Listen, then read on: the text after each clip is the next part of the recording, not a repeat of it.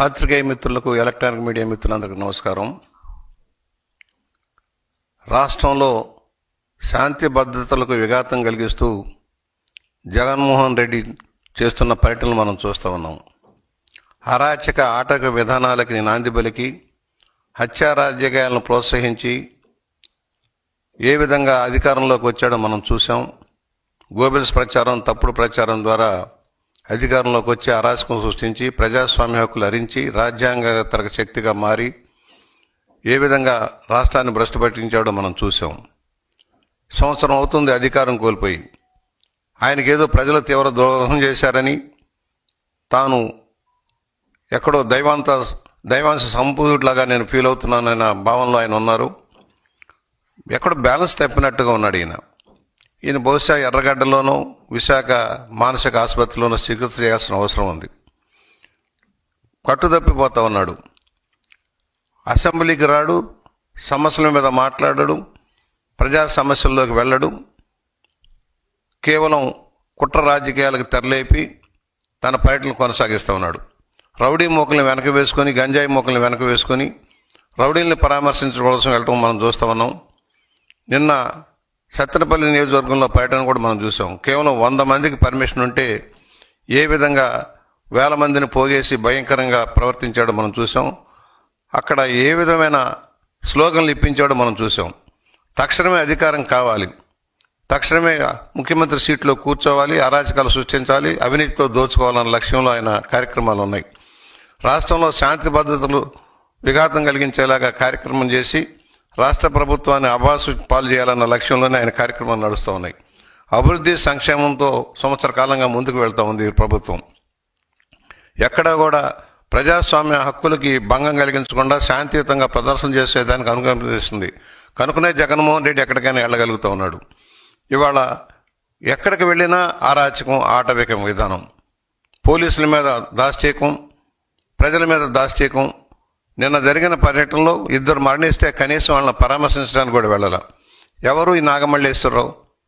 నువ్వు గెలుస్తావని బెట్టింగ్ కాసి ఆయన అప్పులు తీర్చలేక, బెట్టింగ్ డబ్బులు ఇవ్వలేక ఆత్మహత్య చేసుకుంటే దానికి సంవత్సరం తర్వాత పరామర్శకు వెళ్తావా? సంవత్సరం కిందట వెళ్ళలేకపోయావా? తెలుగుదేశం ప్రభుత్వం రాకముందు జరిగిన సంఘటన తీసుకొచ్చి తెలుగుదేశం వల్ల చచ్చిపోయాడని చెప్పే దౌర్భాగ్య స్థితిలో నువ్వు ఉన్నావంటే, ఎక్కడైనా రైతులు కానీ ఎవరైనా పొరపాటున ఆత్మహత్య చేసుకుంటే దాన్ని అంతా కూడా ప్రభుత్వానికి పంపుతూ ఉన్నావు. అది ప్రభుత్వం చేసే హత్యలుగా చిత్రీకరిస్తూ ఉన్నావు. నీ సొంత బాబాయిని హత్య చేయించి ఆ నేరాన్ని మాఫీ చేసుకోవడం కోసం నువ్వు పడుతున్న తిప్పలన్నీ మనం చూస్తూ ఉన్నాం. పరిటాల రవి హత్య దగ్గర నుంచి అనేక హత్యల్లో సంబంధం ఉన్న నీకు ప్రజాస్వామ్యాన్ని గురించి మాట్లాడే హక్కు లేదు. నిన్నేమంటావు నువ్వు? గంగమ్మ జాతరలో పొట్టేళ్ళు తరలినట్టు నరుకుతాం అని చెబితే అది తప్పే ఉందని అంటున్నావు. ప్రజాస్వామ్యానికి విఘాతం కలిగిస్తూ, అక్రమ విధానాలు తప్పుడు ప్రోత్సాహం చేస్తూ నక్సలైట్లుగా మార్పని చెబుతున్న నీకు ప్రజాస్వామ్యవాదులకి భంగం కలిగించే విధానంలో నువ్వు వెళ్తున్నావు. నీకు తగిన గుణపాఠం చెప్పాల్సిన పరిస్థితి ఆసన్నమైందని మనం చేస్తూ ఉన్నాం. ఆ దోపిడీ డబ్బుతో విచ్చలవిడిగా ఖర్చు పెట్టి న్యాయ వ్యవస్థను కూడా దెబ్బతీసేలాగా కార్యక్రమాలు చేసిన విధానాన్ని మేము మర్చిపోలేదు. ఇవాళ నువ్వు ఎక్కడికి వెళ్ళినా ఏదో ఒక అలజడి సృష్టించడం. నువ్వు అనంతపూర్ వెళ్ళినా, రాప్తాడు వెళ్ళినా, తెనాలి వెళ్ళినా ప్రతి చోట నువ్వు చేసే అరాచకం. పొగాకు రైతుల పరామర్శతో వెళ్ళావు. నేను అడుగుతాను, నువ్వేం చేసావు రైతులకి? 5 సంవత్సరాల్లో రైతు సంక్షేమం పట్టించుకున్నావా? నీటిపారుదల రంగాన్ని అభివృద్ధి చేసావా? 10 లక్షల కోట్లు అప్పు తెచ్చిన నువ్వు దోచుకున్నావే కానీ ఏం చేసావని? రైతులను ఎక్కడ ఆదుకున్నావు? పంటలకు గిట్టుబాటు ధర ఇప్పించావా? కొన్న ధాన్యానికి డబ్బులు ఇప్పించావా? ఏమీ లేదు కదా. సంక్షేమం ముసుగులో దోపిడీ చేసావు. కనీసం దళితులకి, బలహీన వర్గాలకి, మైనార్టీలు అనేక వర్గాలకి ఇస్తున్న సెల్ఫ్ ఫైనాన్స్ స్కీములన్నా ఇంప్లిమెంట్ చేసావా నువ్వు? అన్ని రంగాలని భ్రష్టు పట్టించావు. ఇవాళ అర్జెంటుగా అధికారంలోకి రావటం కోసం నీ రౌడీ మూకల్ని ఎంటేసుకొని కార్యక్రమాలు చేస్తున్నావు. నీ ఆటలు సాగనీయం.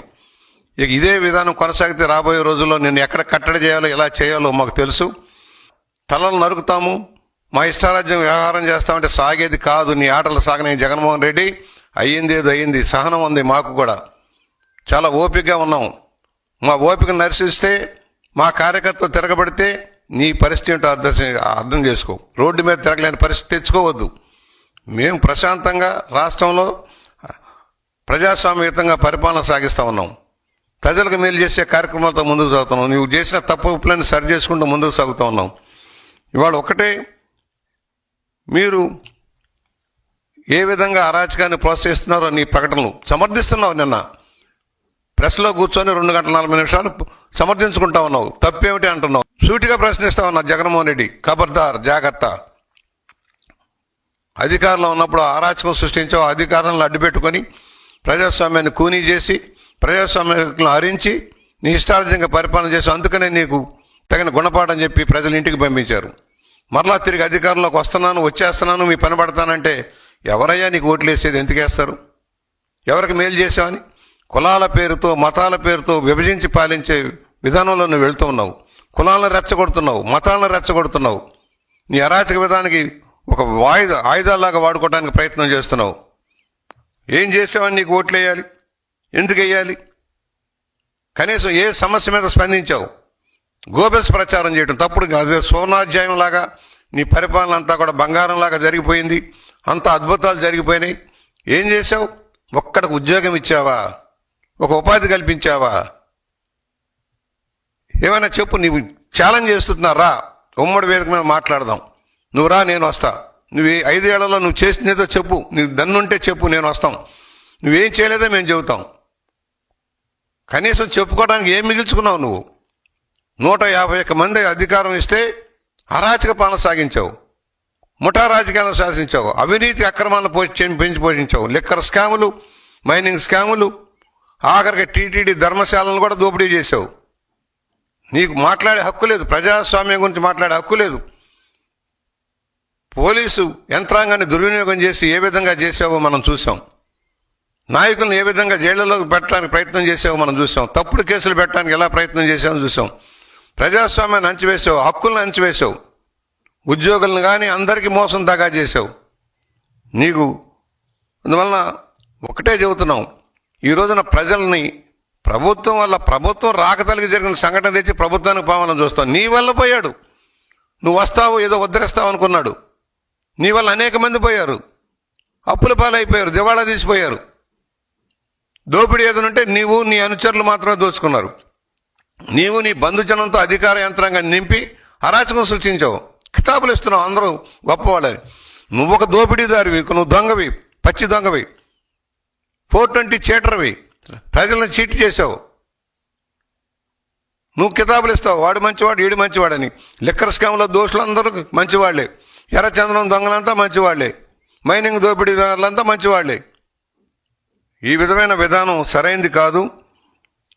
ఏదైతే కూటమి ప్రభుత్వం మీద నమ్మకం పెరుగుతూ ఉంది, కష్టాల్లో కూడా ఆదుకుంటారు, చెప్పినవన్నీ అమలు చేస్తున్నారన్న నమ్మకంతో ప్రజలు ఉన్నారు. దాన్ని వమ్ము చేయటం కోసం ఏదైనా ఒక సంఘటన, విశాఖలో పెట్టుబడిదారులు సదస్సు జరుగుతూ ఉంటే దాన్ని అడ్డుకోవడం కోసం ప్రయత్నం చేసిన సంగతి మర్చిపోలేదు. అదే చంద్రబాబు గారు విజయనగరం పర్యటనకు వెళ్తానంటే ఎయిర్పోర్ట్లో అడ్డుకున్న పెద్ద మనిషి నువ్వు. ఇవాళ ఏదైతే యోగా డేగా ప్రపంచ యోగా దినోత్సవాన్ని జరుపుకోవడం కోసం రేపు ప్రయత్నం మొదలు పెడుతుంటే 2 రోజుల ముందు అలజడి సృష్టించడం, దాన్ని తప్పుదారి పట్టించేదానికి ప్రయత్నం. పెట్టుబడులు రావద్దంటావు, ఎవరైనా రాష్ట్రానికి ఆర్థిక సహకారం చేస్తామంటే ముందుకు రావద్దంటావు, వాళ్ళందరికీ తప్పుడు పిటిషన్లు పంపిస్తావు. నీ బతుకే అబద్ధాల బతుకు, నీ జీవితమే అబద్ధాల బతుకు. అరాచక అక్రమాలకి కేంద్ర బిందువు నువ్వు. నీ ఆటలు సాగనేమని కూడా మేము హెచ్చరిక చేస్తూ ఉన్నాం. ఇవాళ ఏదైతే ఉందో శాంతి భద్రతలు చేతుల్లోకి తీసుకుంటామంటే అయ్యేది కాదు. కఠినంగా వ్యవహరించాల్సిన పరిస్థితి వస్తుంది. కఠినంగా వ్యవహరిస్తే నువ్వు బయటకు తిరగలేవు, తిరిగే పరిస్థితి లేకుండా తెచ్చుకోకు. నీకు కూటమి ప్రభుత్వం ప్రజాస్వామ్యయుతంగా హక్కుల్ని కాపాడుతుంది. ఎవరైనా స్వేచ్ఛగా తమ భావాలను చెప్పుకునేదానికి అవకాశం ఇస్తుంది, తమ నిరసనలు చెప్పుకునే అవకాశం ఇస్తుంది. అంతేగాని అరాచక ఆటవిక విధానంలో మేము కోసేస్తాం, నరికేస్తాం, ఇంకా సిగ్గు లేకుండా ఎలా సమర్థిస్తావయ్యా? నువ్వు ఎలా నాయకుడు అయ్యావు? ఒక ముఖ్యమంత్రి పదవి చేసావు, ఒక ప్రతిపక్ష నాయకుడిగా ఉన్నావు. అసెంబ్లీకి రావు, సమస్యల మీద మాట్లాడవు.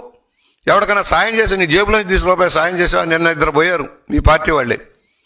వాళ్ళకి ఎందుకు సాయం చేయాల? కనీసం మనిషి పడిపోతే తీసి ఆసుపత్రికి పంపిస్తాను ఇంగిత జ్ఞానం కూడా నీకు లేకుండా పోయిందే. మానవత్వం లేని పశువులాగా ప్రవర్తిస్తే ఎలాగా? అందువలన వాళ్ళు మేము స్పష్టంగా చెబుతున్నాం, జగన్మోహన్ రెడ్డి కపట నాటకాలకు తెరలేశాడు. గత తప్పులన్నీ అప్పుడే మర్చిపోయారు. ప్రజలు నాకు మద్దతు ఇవ్వండి, సీట్లో కూర్చుంటాను, నా అరాచకం సృష్టిస్తాను, నియంతలాగా వ్యవహరిస్తానంటే ప్రజాస్వామ్యంలో ఎంతోమంది నియంత్రణలు చూసాం, కాలగర్భంలో కలిసాం. ఎంతోమంది హిట్లర్ లాంటి నియంతలు కానీ, ఉగండా అమీన్ లాంటి వాళ్ళు కానీ, ముస్సోలిని లాంటి అంతా కాలగర్భంలో. నువ్వెంతయ్యా, నియంతలాగా పరిపాలించావు. ఫలితంగానే 11 సీట్లకు పరిమితం చేశారు. నీ ఆటలు సాగనీయమని కూడా హెచ్చరిక చేస్తూ ఇవాళ ప్రతిదీ ఇష్యూయే. హెలికాప్టర్ బద్దలు కొట్టాడు, హెలికాప్టర్ పోతే అయ్యో ఎవరో చేశారు, తప్పుడు చేశారని చెప్పడం, ఎవరి మీదకో తోసేయటం. నీ గ్యాంగులు, నీ ముఠాదారులు, నీ గంజాయి బ్యాట్లు, రౌడీ మొక్కలు చేసే అన్నీ కూడా ప్రభుత్వం మీద నెట్టడానికి ప్రయత్నం చేస్తావు. ప్రభుత్వం చేతలుడికి కూర్చోలేదు. ప్రజాస్వామ్యాన్ని కాపాడటం కోసం ఉంది, శాంతి భద్రతలు కాపాడటం కోసం ఉంది. దాన్ని అలుసుగా తీసుకుంటే అది నీ అమాయకత్వం. ఎక్కడో బ్యాలెన్స్ తప్పిపోయావు. తాడేపల్లి ప్యాలెస్లో టీవీలు పాల్గొట్టుకుంటూ కూర్చుంటా ఉన్నావు. ఏమీ చేయలేదనుకున్నావు. నువ్వు చేసిన అరాచకం వల్ల, అవినీతి వల్ల దోపిడీ అయిపోయింది, డబ్బు లేదు, ఏమీ చేయలేదనుకున్నావు. అయినా కూడా చెప్పినవన్నీ అమలు చేస్తున్నావు. ఇవాళ తల్లికి వందనం వేస్తే పాపం నీకు గంగవెర్లు ఎత్తున్నాయి. నువ్వు ఇచ్చింది 42,000 మందికి ఒక్కరికే ఇచ్చావు. మేము 67 లక్షల మందికి, 64 లక్షల మందికి, ఇద్దరున్నా, ముగ్గురున్నా, నలుగురున్నా డబ్బు ఇచ్చాం. నువ్వెందుకు ఇవ్వలేదు? పెన్షన్ 3,000 రూపాయలు చేస్తానన్నావు. 5 ఏళ్ళు పట్టిందా 3,000 చేయటానికి నీకు? ఇవాళ రైతు సంక్షోభంలో ఉన్నాడు, ఆదుకుంటా ఉన్నాం, ధాన్యం కొంటా ఉన్నాం, 24 గంటల్లో డబ్బులు ఇస్తా ఉన్నాం. నువ్వెందుకు ఇవ్వలా? నువ్వు చేసిన అప్పులు భారం పెనుభారమై కూర్చుంది. నీ అప్పులు, నువ్వు చేసిన అప్పులు తీర్చడానికి మాకు సమయం సరిపోని పరిస్థితి వస్తూ ఉంది. అయినా కూడా కేంద్రం సహకారంతో రాష్ట్రం ముందుకెళ్తా ఉంది. డబుల్ ఇంజిన్ సర్కార్ పనిచేస్తూ ఉంది. చెప్పినవన్నీ అమలు చేస్తూ ముందుకెళ్తూ ఉన్నాం. ఇవాళ నువ్వు భూములు కబ్జా చేసావు, వాటన్నిటిని మళ్ళా స్ట్రీమ్ లైన్ చేయాల్సిన పరిస్థితి వస్తూ ఉంది. లక్షల ఎకరాలు దోపిడీ చేసి నీ అనుమానాలు కట్టబెట్టావు. ఇవన్నీ కూడా విచారణలోకి వస్తున్నాయి. నీకు తప్పదు. ఇవాళ కాకపోతే రేపైనా మళ్ళా ఏ చెంచలు కూడా జైలుకో, రాజమండ్రి సెంట్రల్ జైలుకి వెళ్ళే పరిస్థితి తప్పదు. తాత్కాలికంగా డిశ్చార్జ్ పిటిషన్లు తీసుకుంటూ కాలక్షేపం చేయొచ్చు, కానీ న్యాయం త్వరలోనే జరుగుతుందన్న నమ్మకంలో మేము ఉన్నాం. తండ్రిని అడ్డు పెట్టుకొని ఏ విధంగా వ్యవహరించావో, ఏ విధంగా దోచుకున్నావో, మరలా ఈ రోజున ఏ విధంగా వ్యవహరిస్తున్నావో ఒకసారి గుర్తు చేస్తూ, రాజారెడ్డి రాజ్యాంగం ఏంటి? చంపేయటం, నరికించటం, అమాయకులంతా బలి చేయటం, మైనింగ్ దోపిడీ చేయటం రాజారెడ్డి రాజ్యాంగం. అదే నువ్వు కొనసాగిస్తున్నావు. కులాల పేరుతో, మతాల పేరుతో విభజించి పాచి నీ తండ్రి, నువ్వు అదే విధానం కొనసాగిస్తూ ఉన్నారు. మీ కుటుంబమే ఇలాంటి కులాలని, మతాలని రెచ్చగొట్టి పబ్బం గడుపుకున్న విధానం ఎవరూ మర్చిపోలేదు. ఆంధ్రప్రదేశ్ భవిష్యత్తు కోసం నీలాంటి వాళ్ళని దూరంగా పెట్టాలని మేము డిమాండ్ చేస్తూ, ప్రభుత్వం తక్షణ చర్యలు తీసుకోవాలి. ఇలాంటి ప్రజలను రెచ్చగొట్టి హత్యా రాజకీయాలను ప్రోత్సహిస్తున్న జగన్మోహన్ రెడ్డిని వెంటనే ఖైదీ చేయాలని మేము డిమాండ్ చేస్తూ ఉన్నాం.